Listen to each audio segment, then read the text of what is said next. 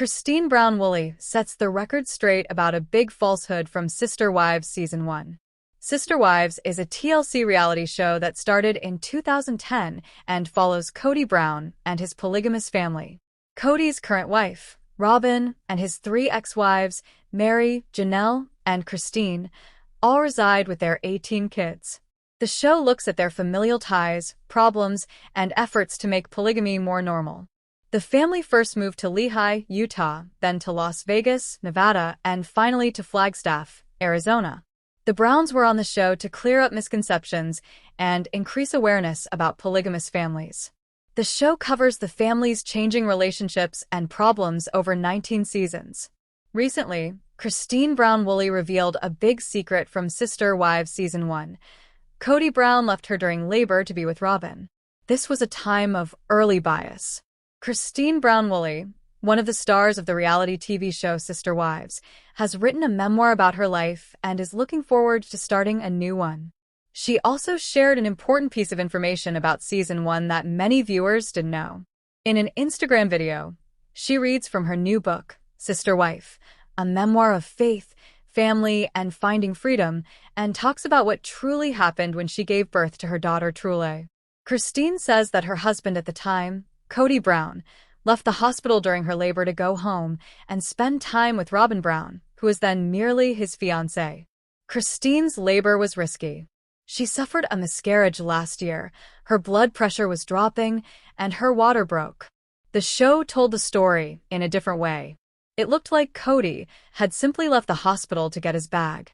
But Christine's new version suggests that he used this as an excuse to be with Robin. Fans now think that the incident had more to do with Robin than anything else. These events are now regarded to be signs of Cody's favoritism. It's clear from later seasons, especially season 19, that Cody cares for and pays more attention to Robin than he did to his first three wives, Meri, Janelle, and Christine. Cody's relationships with his ex-wives got worse over time, and now he is only with Robin. Christine's book and later comments help readers realize what life was like in the Brown family. There were times when the family on TV looked loving and close, but they were actually very harsh and emotionally neglectful. Cody was with Robin the whole time she was in labor with her son Solomon a year later.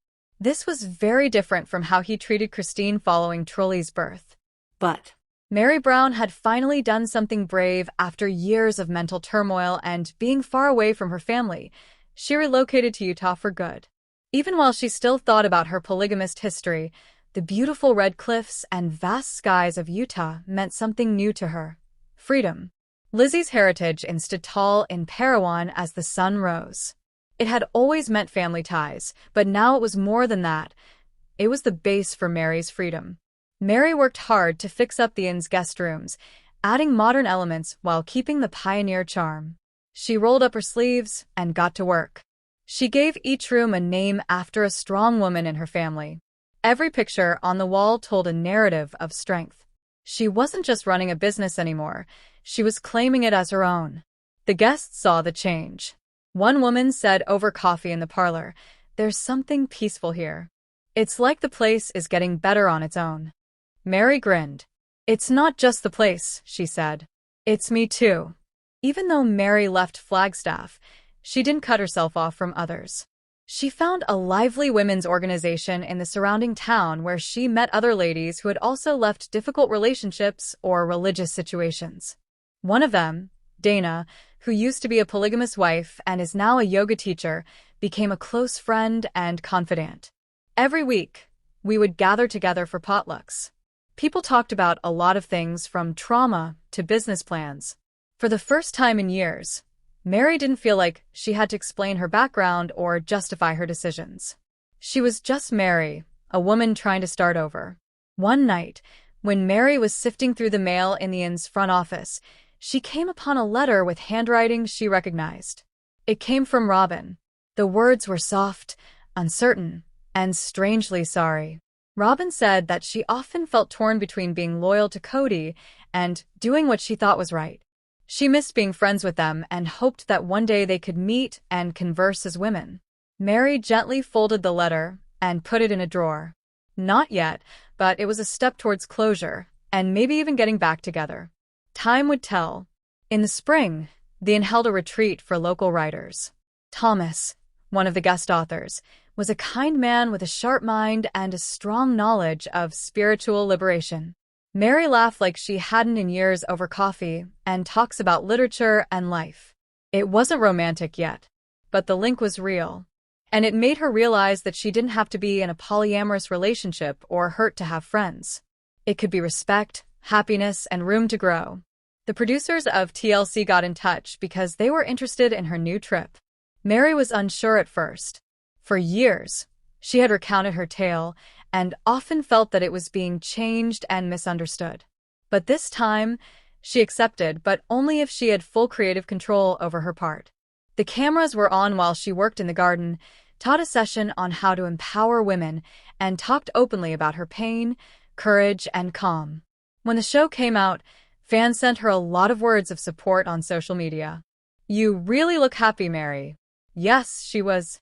Meri stood in front of her mirror one calm morning as the sun turned the Utah mountains gold. Not looking for mistakes. Not hiding tears. Just standing there, proud and still. Her history was still there. But it didn't define her anymore. Meri Brown found something she thought she had lost in Utah. Herself. But Mykelti Brown had been living in the shadow of the Brown family drama for years.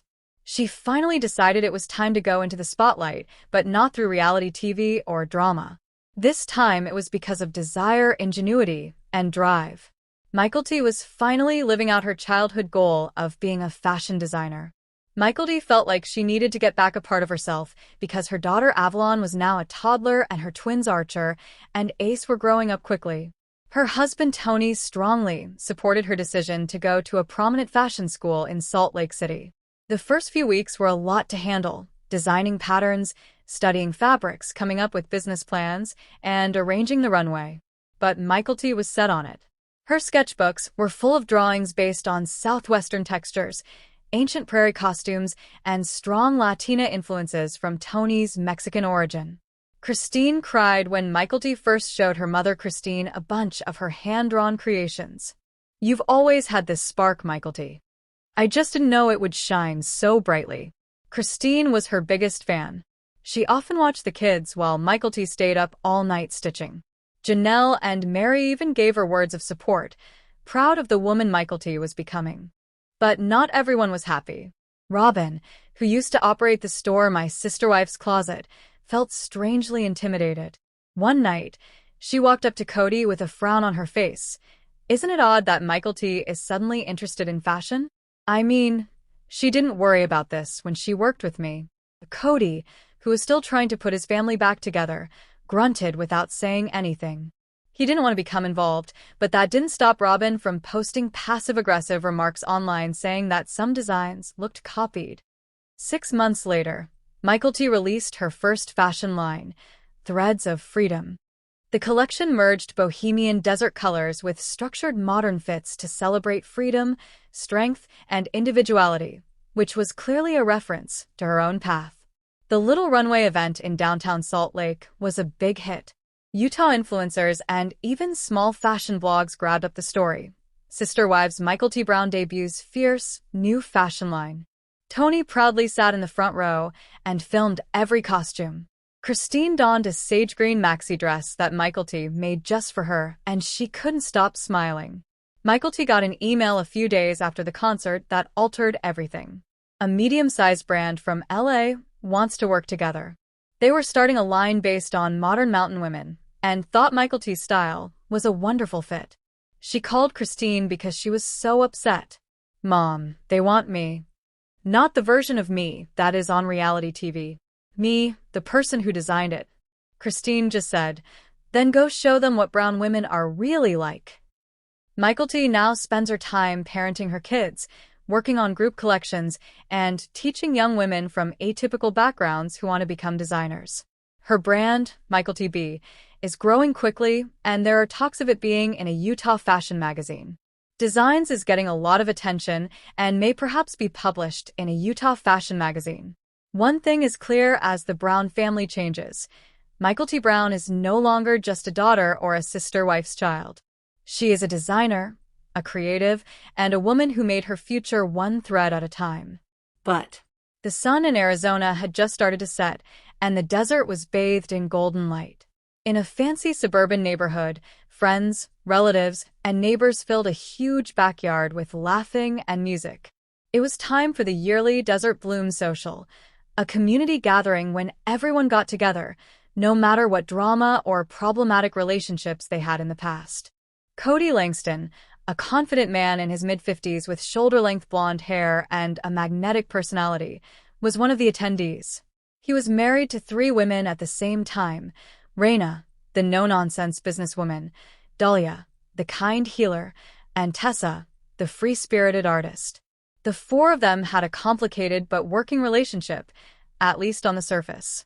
Cody, holding a glass of sparkling water, mixed smoothly, flashing his characteristic grin. His wives were all in their own corners. Raina was talking to local business owners, Dahlia was talking about herbal teas, and Tessa was drawing the sunset from the edge of the garden. But everything changed when she came in. Marla, Cody's ex-wife, had just arrived at the party. She had left the plural marriage 5 years ago following a bitter and public breakup. She was poised and graceful, and the way she conducted herself with quiet strength turned heads. When Cody spotted her, he stopped talking. Memories came rushing back. The fights, the tears, and the nights spent wishing things had been different. But also the years they spent developing a family, the meaningful conversations, and the laughing. Marla had not yet seen Cody. She was with her new fiancé, a mild-mannered professor named Eli, and she seemed completely at ease until she looked him in the eye. The moment felt like a tight wire between them. "Should we say hello?" Dahlia asked quietly, and then she was instantly next to Cody. She had also seen Marla. "You don't have to," Cody said. "I should," his jaw tight. When he got closer to Marla, he saw a stunned look in her eyes. It wasn't fear or wrath, but past. He smiled politely and said, "Marla." "Cody," she said, not too cold, but not too warm. Eli sensed the past, but not knowing how deep it was, left to buy beverages. That left them by themselves. "I didn't think I'd see you here," she remarked with her arms crossed. "You never liked these kinds of parties." "People change," he added. "Or, at least act like it." She laughed. It was real, even though it was short. "I see it's still dramatic." There was a pause of a few beats. Before he said, "I've thought about reaching out," Cody looked down at his sneakers. "I didn't sure if you would want it." Marla's face relaxed. "I'm not the same person I was when I left. And I'm confident you're not the same guy." They both looked across the garden. His 3 wives were watching from a polite distance, evidently interested, but trying not to show it. Marla said, "I hope you're happy," and she meant it. "With them. With the life you made." "I am. But it's hard," he said. "Plural marriage is always." Marla looked at him knowingly. "Yes. It always was." At that moment, Raina came up, looking calm and sure of herself. She nodded and said, "Marla, you look good." "Thanks, Raina," Marla said, unexpectedly cordially. "You too."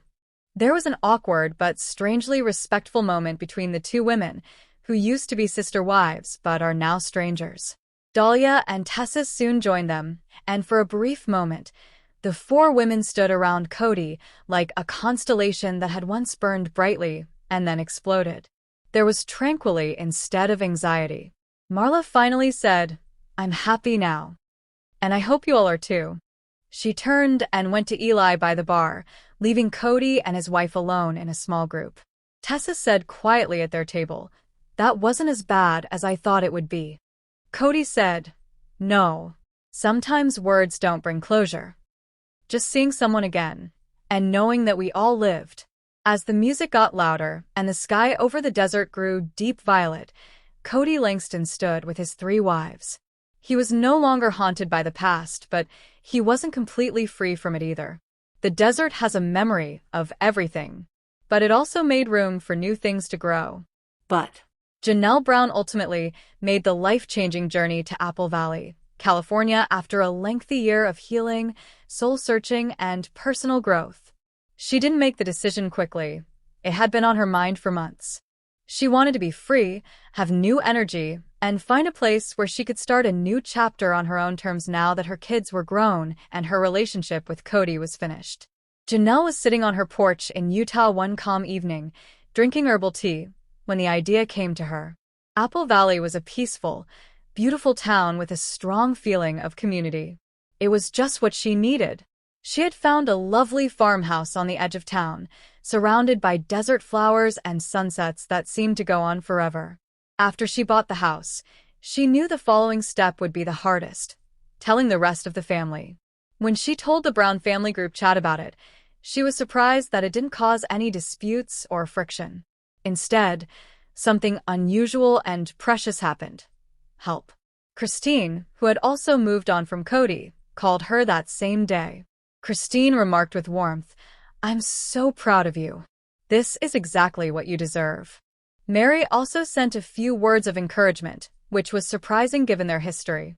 Starting over is both scary and beautiful. She wrote, "I wish you peace in AV." Even Robin, who was thought to be the most distant of the spouses, called Janelle to wish her well. Robin said, "I know we've had our differences, but I really hope this change makes you happy. You always put others first, but now it's your turn." Christine suggested a sister-wives send-off road trip to commemorate Janelle's major relocation. Meri wasn't sure at first, but she finally consented. The original three wives, Janelle, Christine, and Meri, went on a road trip together for the first time in years. They laughed, sobbed, and even sang along to cheesy 1980s songs in the car. They stopped at diners, snapped pictures of beautiful places, and talked about the early days of their sister-wife adventure. It wasn't perfect, but it helped. Christine commented one night around the campfire, "We're not just moving on from Cody. We're moving on towards ourselves." Janelle came to Apple Valley with a small moving truck and a big heart. The farmhouse was everything she had ever wanted: open skies, kind neighbors, and boundless potential. She rapidly got involved in the community by working at the animal shelter and even teaching a yoga class on the weekends. Christine comes over a lot with her grandkids. Everyone was shocked when Meri flew in for a weekend getaway. Even Cody wrote a kind text that said, "Wishing you well, Janelle. You deserve to be happy." The sister wives may have broken up their shared marriage, but something unexpected was happening between them. They were becoming a new kind of family. Not one based on religion or marriage, but on shared experiences, respect for each other, and years of emotional involvement. AV for Janelle, the move became a sign of change for all of them. It reminded them that even after a breakup or a broken family, it was still possible to start over. Not just homes, but also lives, friendships, and futures. Janelle's phone buzzed while she was watching another beautiful sunset from her patio. Christine and Meri were standing in front of a bookshop in Flagstaff, smiling like old friends in the picture message. "Your move gave us ideas. I'm thinking about organizing a book club for sister wives. You in?" But the big windows of Meri's Flagstaff home let in the bright afternoon sun. The air was thick, not just with the heat, but also with years of silent anguish, regret, and stress. Christine had thought about it before accepting Meri's invitation to talk. It felt more like reopening a long-closed chapter than just catching up with her former sister wives. Meri was in the kitchen, nervously pouring 2 cups of chamomile tea. She looked at the time. Christine was right on time, which is something that hasn't changed about her over the years. Christine looked different when she walked through the door. Sure of yourself, grounded, even happy. But as her eyes met Meri's, there was still a hint of apprehension in them. Meri said, "Hey," with a sweet smile. "Hi," Christine said, her voice calm yet cautious. They sat at the kitchen table, both thankful for the tea, even if they didn't really want to drink it. Meri waited a long time before she eventually spoke. "I've been thinking a lot about the past. About us." Christine offered a little nod. "Me too." Meri let out a sigh. "I know we didn't always treat each other well. Me especially. I was closed off. I felt jealous.